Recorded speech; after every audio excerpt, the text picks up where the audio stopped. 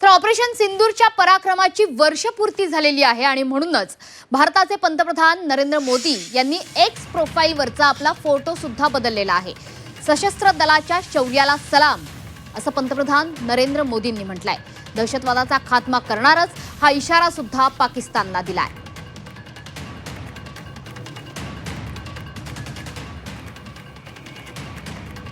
तर पंतप्रधान नरेंद्र मोदींनी एक्स पोस्ट केलेली आहे।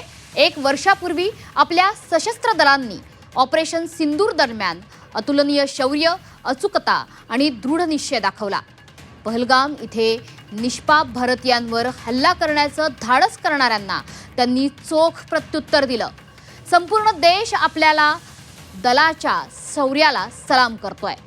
ऑपरेशन सिंदूरने दहशतवाद विरोधात भारताचा प्रतिसाद आणि राष्ट्रीय सुरक्षेचं रक्षण करण्याची अढळ वचनबद्धता दर्शवलेली आहे।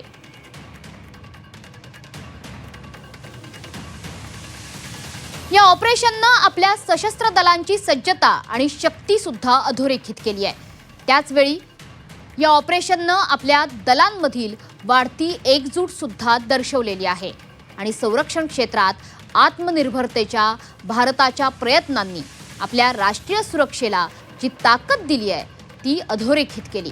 आज एक वर्षानंतर सुद्धा दहशतवादाला पराभूत करण्याचा निर्धार अधिकच ठाम होत आहे।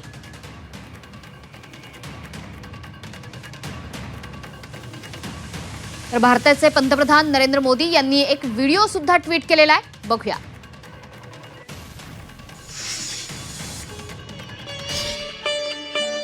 उदीर्ण मनसो योधा वाहनानि च भारत यस्यां भवन्ति सेनायां ध्रुवं तस्यां जयं वदेत।